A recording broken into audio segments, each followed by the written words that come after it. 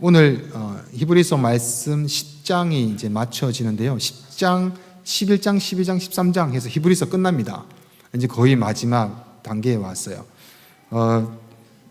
오늘의 말씀은 강력한 경고의 말씀이 들어가 있어요. 이때까지도 계속 경고가 4번이나 진행이 됐는데 오늘이 4번째 경고가 됩니다. 왜 경고를 하는가? 왜 경고를 하는가? 이유는 제가 늘 말씀 히브리서를 나누면서 강조했던 부분이 있지 않습니까? 첫 번째 독자, 왜 히브리서를 작성하게 되었는가? 그 대상이 무엇인가? 너무 중요합니다. 유대인이지만 이제 예수 그리스도를 믿는 유대인들, 로마 압제 시대 가운데 고통을 당하고 아픔을 당하고 어떻게 살아가야 될지 모르는 그런 심령 가운데 주님 오실 날이 가까이 왔다라고 하는데 2023년도까지 지금 안 오시지 않습니까? 얼마나 그들은 더 힘들었겠습니까? 거기다가 안쪽으로의 힘든 일이 뭐였었나 하면 같은 유대인끼리 이전에 유대교 유대인이죠. 구약 토라를 믿는 그 유대인들이 계속 모세 오경으로 다시 돌아오라. 예수 그리스도를 믿지 말고 다시 옛날로 돌아오라는 유혹이 있었습니다. 계속 그들이 많이 흔들리게 됩니다. 흔들리는 자들에게 경고를 계속 이렇게 하는 거예요. 그래서 오늘 마지막 4번째 경고의 말씀이 되는데 잘 기억이 안 나죠. 그래서 정리를 해보면 이렇습니다. 첫 번째 경고는 하나님의 말씀, 모세의 율법이죠. 토라의 말씀을 어기는 것도 반역했을 때도 그렇게 목숨을 잃어버리고 난리인데 그 말씀의 결론이시고 완성이신 예수 그리스도께서 오셔서 하신 그 말씀을 어기면 어떻게 되겠냐?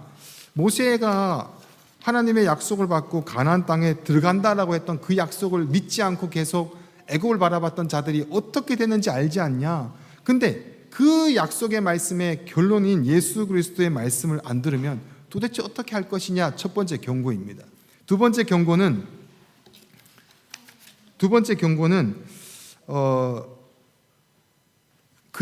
두 번째가 약속이고 세 번째 경고는 제사장에 대해서 얘기하세요. 그래서 예수님이 완전한 대제사장이다 라고 말씀하시면서 레위 지파가 아니라 멜기세덱의 계열, 기억나죠? 멜기세덱의 계열로 오신 예수 그리스도, 유일한 예수 그리스도를 통해서만 죄가 용서가 되고 하나님과의 관계가 회복되는데 그 예수님을 안 따르면 어떻게 되냐? 너의 근거가 없어지는 것이다 라고 심각한 상태에 놓이게 됨을 경고합니다. 오늘이 4번째 경고로서 오늘은 하나님의 그 용서하심이죠.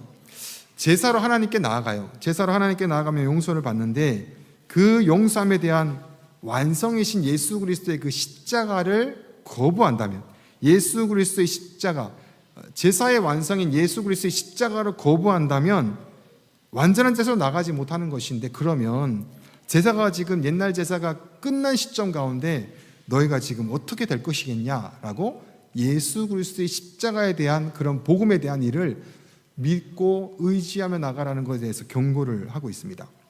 그래서 오늘 이 마지막 4번째 경고의 말씀을 바라보시면서 동일하게 우리도 주님 오실 날이 멀지 않은 이 시대 가운데 나의 삶과 믿음에 대해서 되돌아보고자 합니다. 26절부터 시작해서 끝절 말씀인데 어렵지 않아요. 한 절 한 절 이렇게 읽어보면 하나님의 마음을 볼 수가 있어요. 26절 다 같이 한 목소리로 봉독합니다. 시작.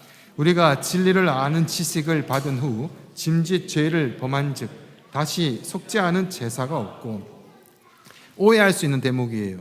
내가 예수 그리스도를 진실로 믿고 내가 구원을 받았음에도 불구하고 죄를 범하면 다시 속죄하는 제사가 없다. 용서받을 제사가 없다. 끔찍한 말이지 않습니까?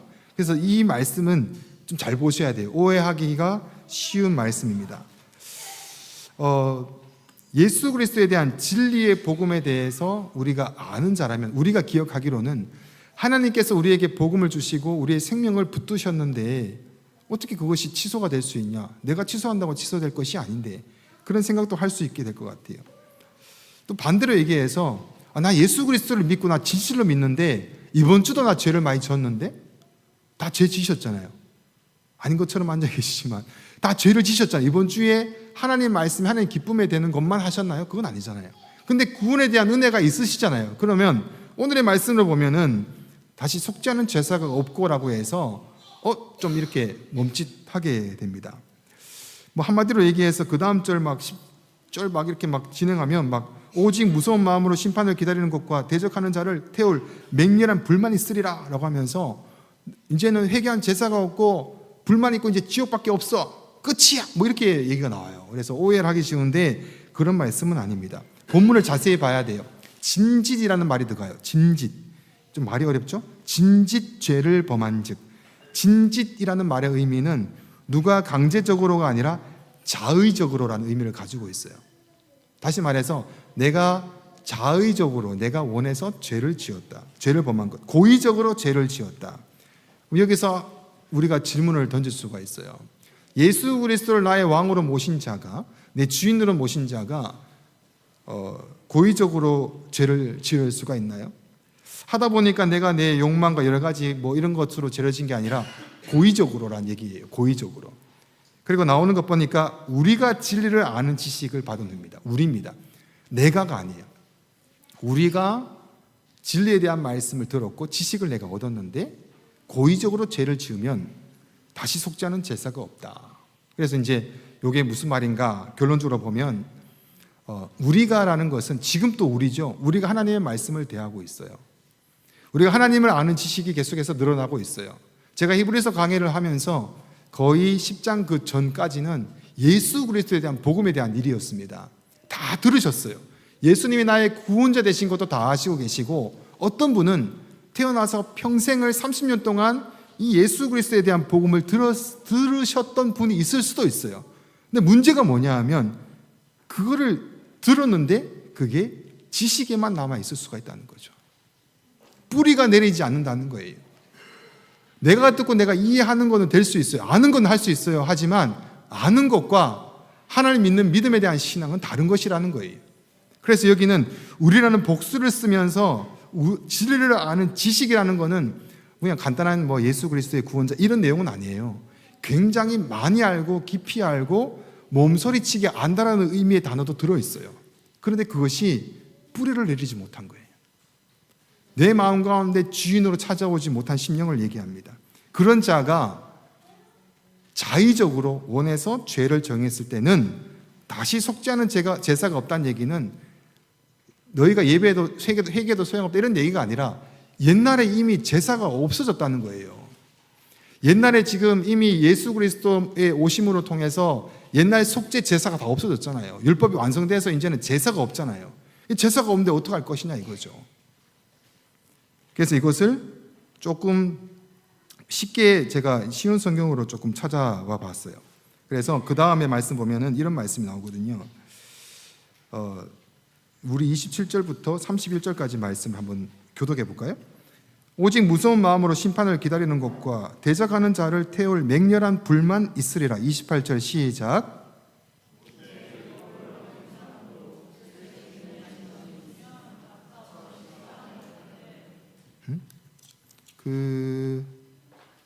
그걸 띄우기 전에 그 전에 있는 28절. 네. 28절 다 같이 모세의 법을 폐한 자도 시작. 모세의 법을 폐한 자도 두세 증인으로 말미암아 불쌍히 여김을 받지 못하고 죽었거든. 29절 제가 봉독합니다. 하물며 하나님의 아들을 짓밟고 자기를 거룩하게 한 언약의 피를 부정한 것으로 여기고 은혜의 성령을 욕되게 하는 자가 당연히 받을 형벌은 얼마나 더 무겁겠느냐 너희는 생각하라. 30절 시작.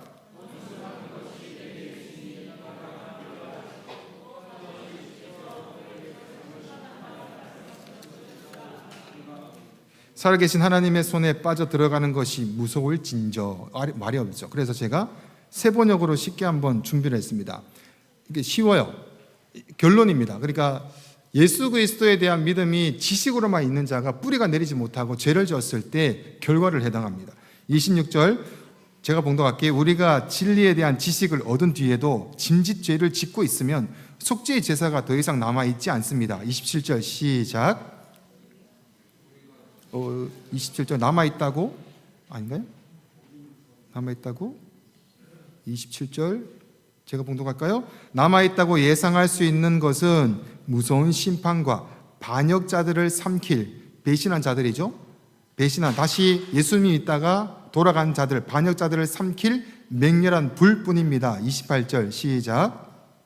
제가 봉독합니다. 모세의 율법을 어긴 사람도 두세 증인의 증인이 있으면 가차없이 사형을 받는데 하나님의 아들을 짓밟고 자기를 거룩하게 해준 언약의 피를 대수롭지 않게 여기고 은혜의 성령을 모욕한 사람은 얼마나 더 무서운 벌을 받아야 하겠는가를 생각해 보십시오. 원수를 갚는 것은 내가 할 일이니 내가 갚아주겠다 라고 말씀하시고 또 주님께서 그 백성을 심판하실 것이다 하신 분은 우리가 이미 알고 있습니다. 살아계신 하나님의 징벌하시는 손에 떨어지는 것이 정말로 무서운 일입니다. 이런 내용이에요. 이 말씀을 보면서 이제 어떤 신학자는 이렇게 얘기해요. 이 하나님께서 너희들이 하나님의 말씀을 잘 들으라고 하시는 말씀이고 경고이지, 하나님을 믿긴 믿는데 구원을 받았지만 죄를 좀 짓는다고 해서 상급이 좀 없어질 뿐이지 구원은 얻어, 이렇게 얘기하시는 분이 있어요. 지옥에 대한 부정에 대한 부분이에요. 하지만 성경에서 보면 지옥은 분명히 있습니다. 오늘 말씀에서 여기서는 분명히 얘기하고 있어요. 예수 그리스도의 피를 대수롭지 않게 여기고 그것을 깨닫게 하는 성령의 은혜를 모욕하는 사람에 대해서 그것은 지옥행위다라는 얘기예요. 무서운 경고의 말씀입니다. 그 하나님의 말씀을 듣지 않고 예수 그리스도에 대한 복음에 대해서 성령의 은혜에 대해서 대수롭지 않고 모욕한 사람은 벌을 받는다. 영원한 심판에 거할 것이다. 당연히 원수 갚는 것은 내가 할 일이다. 내가 그것을 갚아주겠다라고 말씀하세요. 그리고 그 징벌의 손에 떨어지는 것이 무서운 것이니까 라고 경고를 하고 있어요. 지옥은 존재합니다. 그리고 여기서 볼 때 이렇게 했던 자들, 그러니까 예수 그리스도에 대해서 머리로만 알고 뿌리가 내리지 않았던 자들이 이렇게 힘든 환경 가운데 다시 유대인으로 돌아갔었어요. 그리고 그 징조가 어떤 징조가 나타났나 하면 모이기를 패하는 어떤 습관과 같이 하지 말라라고 합니다. 모이는 데 대해서 별로라는 거예요. 이제 점점 더 이제는 바꿔야 되기 때문에, 배교를 해야 되기 때문에, 그것이 이 전의 말씀 24절 25절 말씀이에요. 서로 도와보아 사랑과 선행을 격려하며 모이기를 피하는 어떤 사람들의 습관과 같이 하지 말고 오직 권하여 그날이 가까움을 볼수록 더 그리하자. 그래서 모이기가 피하고 이렇게 있으면 배교가 일어날 조짐이라는 거예요. 지금 말씀으로 보면 환경적인 외적인 어려움 때문에 배교를 하는 그런 일이 있겠지만 오늘 말씀을 보면은 그것이 문제가 아니에요. 환경이 어려운 것이 문제가 아니라 10년 가운데 하나님의 말씀을 내가 믿고 고백하며 뿌리가 내려서 내 중심 가운데 예수 그리스도를 나의 왕, 나의 주인으로 모시는 그 사람으로 돼야 되는데 그것이 안 되고 껍데기만 믿는 사람이 되어가지고 자랐을 때는, 이런 환경과 어려움이 되었을 때는 흔들리고 결국 배교가 일어난다는 것입니다. 그 징조가 모이기를 피하게 된다라는 말씀입니다. 오랜 시간 동안 교회를 다니다 해도 진실한 주님을 경험하지 못한 사람이 왜 없을까요? 이 자리 가운데 하나님에 대한 놀라우신 그 은혜와 그 경험, 그 만남에 대한 일이 없는 분이 왜 없을까요? 저는 분명히 있다고 봅니다. 이 자리 가운데도. 그럼 오늘 거기에 대해서 흔들리는 자들에게 강하게 경고하고 있습니다. 그렇게 하지 마. 하나님의 그 심판의 손에 있으면 그것이 안 되는 거야. 너 심판받는다? 불의 지옥에 떨어질 거야? 라는 강력한 경고가 들어있어요. 그리고 이제 이렇게 끝나는 것이 아니라 다음 부류를 말씀해 주세요. 32절을 한번 읽어볼까요? 시작. 전날에 너희가 빛을 받은 후에 고난의 큰 싸움을 견디어낸 것을 생각하라. 이제는 또 다른 의미가 또 주어집니다. 진리는 아는 지식에서라는 말을 쓰지 않고 너희가 빛을 받은 후에라는 단어를 써요. 빛을 받은 후에. 이전에 있는 사람은 진리를 아는 지식에 있던 자, 지금은 빛을 받은 후에라는 단어를 씁니다. 이 자는 하나님이 없으면 안 되는 자예요. 절대로 안 되고 나는 나를 살리시고 내 주인이 되신, 나의 왕 되신 그 주님을 인정하고 고백하며 내가 날마다 은혜를 경험하는 그 빛으로 살아가는 자다라는 자입니다. 그에게 고난이 없다라는 것이 아니라 빛을 받은 후에 고난의 그냥 싸움이 아니라 큰 싸움을 견디어낸 것을 생각하라 라고 합니다. 이 말씀을 제가 보면서 생각하라, 기억하라, 고난의 큰 싸움을 견디어냈던 것을, 제가 제 자신을 되돌아봤어요. 내가 예전에 하나님께서 인도해 주셔서 그 큰 싸움을 견디어냈던 것은 언제인가? 중고등학교인가 막 계속 고민을 해봤어요. 그랬더니 제가 2001년도에 유학에 나와서 2003년도까지 자라났던 이 자리 유학지였더라고요. 유학 그 당시 뭐 핸드폰도 없어, 인터넷도 없어, 뭐 CD 구워가지고 컴퓨터로 드라마 보던 그 시대. 전화기도 뭐죠? 노키아 벽돌 막 던져도 안 깨지는 그런 벽돌. 보이지도 않아 막. 그다음에 인터넷 겨우 나와가지고 삼성 뭐 이렇게 막 한번 이렇게 하면 한 3초 뒤에 쭉 이런 시대. 컴퓨터가 없던 그런 시대 가운데 집에 있으면 할 것이 없어요. 아무것도 없고 조용해요 그냥. 이 유학지가 그 당시에는 TV도 없어, 이불도 없어. 겨울옷으로 덮고 잠을 잔다니까요. 겨울옷을 포개가지고 베개를 삼고 너무 삭막하니까 음악을 하나 틀었는데 이어폰 스피커가 작으니까 종이컵으로 스피커를 만들어가지고 너무 기뻐하면서 들린다 이러고 있고. 이 말이 그러니까 사람을 만나려면 교회를 와야 되는 거예요. 밤을 새서라도 새벽기도를 와야 아침을 먹으면서 내가 요즘 이런데 라고 한마디를 던질 수 있는 그 당시의 그 시대예요. 제가 아버지가 목사님이고 할아버지가 목사님인데도 불구하고 이 유학지에 와서 처음으로 제가 스스로 무릎을 꿇고 기도했다니까요. 하나님 도와달라고. 아무것도 못하겠다고. 왜냐하면 제가 독일말을 하고 온 게 아니라 갑자기 유학을 왔던 케이스이기 때문에 독일말이 안 돼가지고요. 아무것도 모르는 상태에서 답답한 그런 상황 같아 기도밖에 없었고 찬양에 그거를 울리면서 위로를 받았던 그런 시대였습니다. 그런 시대 가운데 하나님께서 많은 은혜를 주셨던 것이 생각이 났습니다. 그리고 하나님께서는 많이 응답을 하셨구나.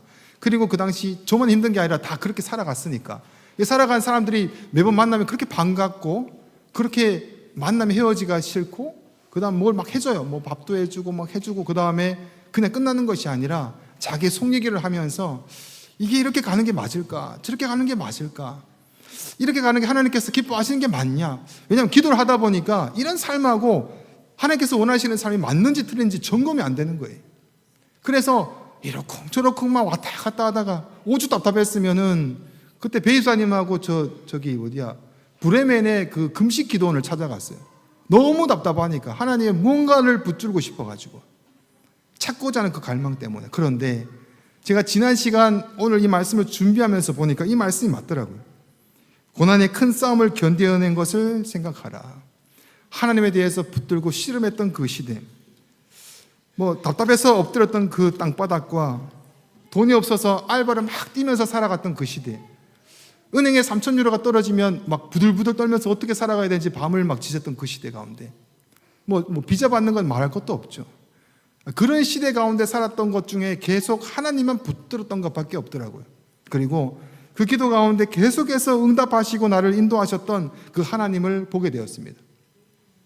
농땡이를 왜 안 쳤을까요? 하고 싶은 대로 하고 싶을 때 있고 놔버리고 싶을 때도 왜 없을까요? 내 마음대로 살고 싶을 때가 있죠. 하지만 그럼에도 불구하고 다시 돌아올 수밖에 없었던 그런 삶, 결국 주님이었던, 결국 그때의 고백과 그 감사, 그것이 겹겹이 계속 쌓여가지고 계속해서 그 시간이 길어졌던 그 시대 가운데 내가 하나님에 대해서 이렇게 큰 고통 가운데 경험되어졌던 것이 있구나라는 것을 알게 되었습니다. 그리고 그 시간 가운데 있었던 신앙이 제가 지금 목사지만 지금까지 연결되고 있구나. 제가 지난 예배 때 찬양하다 울었더니 맨날 우리 집 애들은 왜 울어? 막 계속 그런 거 물어요. 왜 울어? 아빠는 왜 하는데 제가 하나님의 약속을 분명히 받은 확신이 있었어요. 확신이 있었고 하나님 이걸 제가 한다고요? 어떻게 제가요? 저는 할 수 없어요. 했더니 하나님이 많은 사람을 붙여주겠고 내가 할 것이니까 걱정하지 마라. 하나님 응답이 막 하자마자 막 오는 그런 시대였었어요. 막 받았던 그런 시대 가운데 확신을 가지고 있었다고요. 그래서 삶을 살아보니까 그게 아니더라고요. 제가 다음 세대에 대해서 막 비전이 있었는데 이 땅 가운데 제가 목사가 돼서 다시 돌아왔더니 교회 2세가 아무도 없는 거예요. 8명, 9명 있었던 2세가 아무도 없는데 제가 내 꿈과 비전은 도대체 뭐지? 라고 해서 집사람과 함께 이건 어떻게 해야 되는가? 2세를 만났더니 형 기차는 이미 지나갔어 이런 얘기가 들리고 나 이제 교회 안 가. 근데 되돌아봤더니 지금 봤더니 지금 주일학교가 20명이에요. 학생회가 10명이에요. 30명이 와서 예배를 드리고 있고 연합 캠프가 막 진행이 되고 있고 많은 사람이 와가지고 한국에서 날아와서 막 다음 세를 세우고 있는 거예요. 이게 제가 얼마나 놀라지 않을 수가 있겠어요. 얼마나 부끄러운지 몰라요. 그 약속 앞에서. 근데 제가 이렇게 올 수 있었던 이유는 그때 발버둥을 치면서 기도하면서 큰 싸움을 싸웠던 그것입니다. 말씀을 지적거리면서 계속 말씀이 떠오르기를, 뭐가 이렇게 말씀이 막 이렇게 뭐가 떠오르겠지. 그래가지고 별의 별짓을 다 했었어요. 그 하나님에 대한 응답을, 뜻을, 하나님의 마음을 기다리기 위해서 발부둥을 쳤었어요. 근데 그것이 지금 저를 붙들고 있더라는 것을 보았습니다.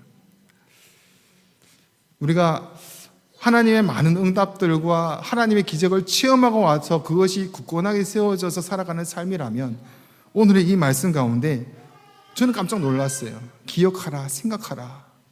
아, 맞구나. 나를 붙들고 있었고 정말 계속 힘들 때 싸움을 싸워서 견디어냈던 것으로 내가 지금 살아가고 있구나. 한 번이 아닌 그 삶 가운데 정말 긴 시간 동안, 제가 2001년도부터 지금을 왔다는 거죠. 얼마나 긴 시간입니까? 여러분에게 이런 질문을 던지고 싶어요. 아직도 여러분은 이런 경험이 없으십니까? 아직 주님과 만남을, 진짜 그 만남이 없으십니까? 그러면 오늘 이 경고의 말씀을 들으시면서 내가 주님을 다시 계속 만나야 되는구나. 다시 주님 진하게 만나서 계속해서 만나기를 사모하고 기다리며 애타는 마음으로 하루 이틀이 아니라 1년, 2년 그 싸움을 싸워가야 되는구나. 왜?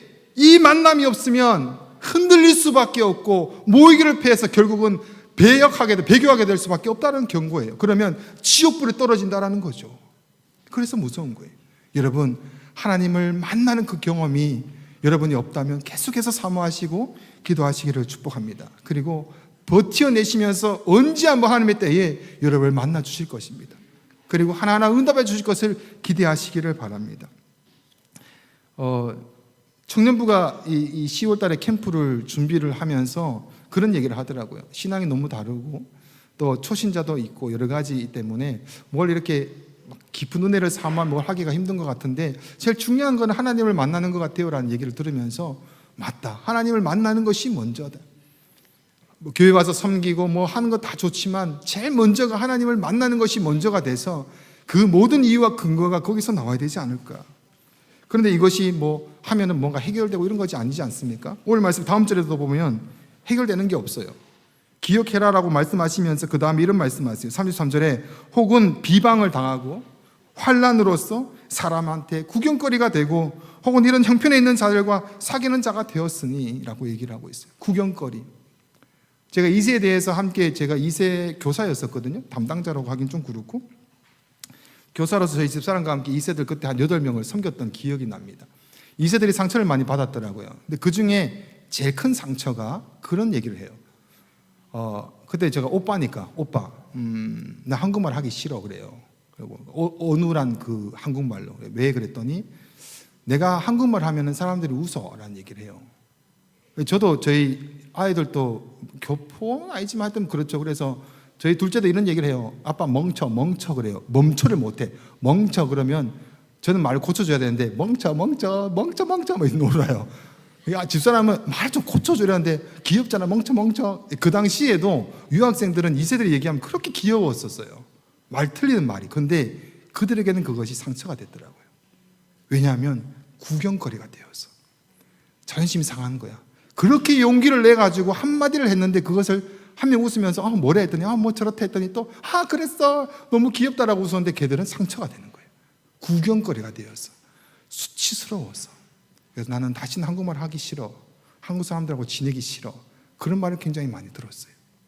근데 오늘 말씀 보니까 예수 그리스도를 믿는데 버티어내서 하나님의 뜻대로 살아가서 큰 환난, 그런 여러 가지 경험을 하면서 막 가고 있는데 뭐가 잘 돼야 되는데 구경거리가 된다는 말씀을 하세요. 로마 시대 가운데 그리스도인들이 사자밥이 돼요. 막 사자들 굶주린 사자 풀어서 막 엉망이 되죠. 사람들이 구경을 해요. 구경거리 되고. 황제의 이 축하 파티 벌어지면 그리스도인들이 산채로 불 태우면서 그 잔치에 불을 밝혀요. 구경거리가 되어서 눈의 즐거움과 재미를 위한 것으로 그렇게 되게 됩니다. 이것이 바로 예수 그리스도를 믿고 구원으로 얻어서 마지막 시대를 살아가는 자들에게 그런 일이 있었다라는 것입니다. 그리스도인들의 삶의 그 위치, 어려운 것 같아요. 정말 진실되게 하나님의 삶으로 살아가는 그런 삶은 참 어려운 것 같아요. 교회 안에서도 서로 비방을 하기도 하고 구경거리가 왜 없겠습니까? 교회 안에서도 있을 것 같아요. 너 그렇게까지 굳이 할 필요가 뭐 있을까? 헌금을 꼭 그렇게까지 드려야 될까? 그런 얘기도 하고, 그렇게까지 헌신하고 섬길 이유가 뭐가 있을까라는 얘기를 왜 하지 않을까요? 세상에 나아가서도 세상 사람들이 너 그렇게 굳이 하는 거 왜 그렇게까지 하냐라는 얘기를 할 수도 있어요. 하지만 우리는 또 돈 내어서 옆에 사람을 섬기고, 밥을 해가지고 그 시간과 노동을 다해서 또 옆에 있는 사람을 밥을 먹이고, 또 이 섬겼는데도 불구하고 이상한 말로 모욕을 해도 참아내고, 또 그런 모욕을 받으면서 도와달라고 하면 또 도와주고, 도와줬더니 또 뒤통수를 쳐서 뒤통수를 맞기도 하고 욕을 먹어요. 그래도 또 우리는 돈을 내고 밥을 해주고 참고 도와주고 뒤통수는 맞고, 이런 그리스도인들이 왜 없을까요? 제가 유학지에 지나면서 이런 그리스도인들이 있더라고요. 이런 그리스도인들이. 우리가 다시 한 번 더 어떻게 보면 우리 교회 안에서도 지금 예배 끝나고 식사 교제가 없지만 계속해서 이제는 다시 세워줘야 됩니다. 옛날에 식사 교제 때문에 좀 어려움이 있어서 잠시 멈춘 거예요.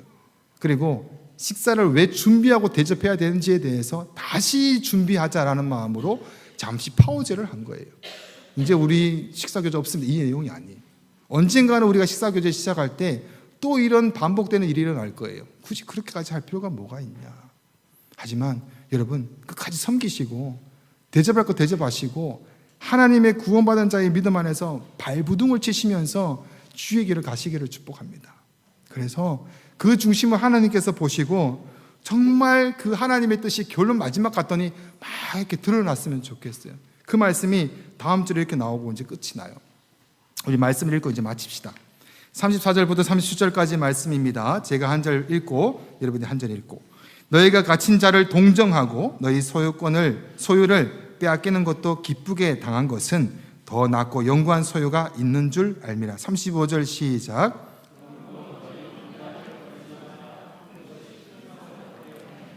너희에게 인내가 필요함은 너희가 하나님의 뜻을 행한 후에 약속하신 것을 받기 위함이라. 30절 다 같이. 잠시 잠깐 후면 오실 이가 오시리니 지체하지 아니하시리라. 아멘. 제가 이 4절의 말씀을 제 말로 계속 한번 바꾸어 봤어요. 확신을 버리지 말라. 확신에는 상들이 있다. 하나님의 뜻을 행하고 나서 그 약속해 주신 것을 받으려면 인내가 분명히 필요하다. 지체하지 않고 오실 것이니 인내하고 두려워하지 말고 물러서지 말자. 다시 또 이렇게 적어봤어요. 다시 오실 주님을 더욱 담대함으로 인내하며 세워가자. 그러므로 더욱 담대함을 버리지 말라. 이것이 큰 상을 얻게 할 것이다. 너에게 인내가 필요하는데 너희가 하나님의 뜻을 행한 후에 약속한 것을 받기 위함이다. 이제 곧 오실 것이다. 이 말씀을 한 몇 번씩 되뇌면서 제 말로 바꿔보니까 제가 힘이 나더라고요. 주님 오실 날이 멀지 않았는데 내가 섬기는 것 하나하나 사람은 모르고 사람은 인정하지 않아도 하나님께서는 그 상을 차곡차곡 준비해 주시면서 인내하라. 인내하다 보면 하나님의 뜻을 네가 볼 것이야 라면서 막 기대를 주시는 말씀으로 오늘 본문이 마치더라고요. 여러분의 삶이 신앙 가운데 어떤 삶을 살아가십니까? 혹시나 뒤로 한 걸음 물러섰다면 뒤로 더 이상 물러서지 마시고 멸망하는 사람들이 아니라 믿음을 가진 생명의 사람들로 다시 한 걸음 더 내딛기를 축복합니다. 이 10장을 이제 마쳤습니다. 마치면서 다시 주님을 만날 때임을 기억하시길 바라고요. 다시 주님 만날 이 시대 가운데 다시 한 번 더 옛날에 대한 세상에 대한 기준과 가치로 계속 바라봐야 될 것을 흩뜨리지 마시고 우리가 바라봐야 될 천국에 대한 분명한 모습들을, 그 상급들과 그 모습들을 손으로 분명히 그으시면서 선명하게 날마다 세워가시기를 축복합니다. 우리 찬양하고 우리 기도합시다.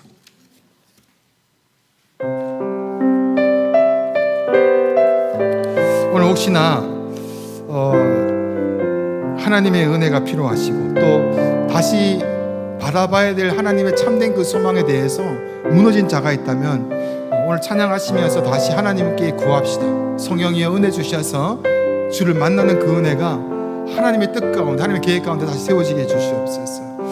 하나님의 귀한 그 뜻 가운데 담대함과 인내가 필요하다고 말씀하시면서 주님 오실 날이 가까이 왔다라고 말씀하시는데, 하나님 더 이상은 내 환경을 바라보지 말고 내 중심 가운데 정말 내가 하나님을 만났던 그 역사와 그 은혜를 회복시켜 주셔서 그 은혜로 말미암아 모든 것이 다시 한 번 더 시작될 수 있도록 주의 은혜를 베풀어 주시옵소서. 우리 찬양하며 결단하며 나갑니다.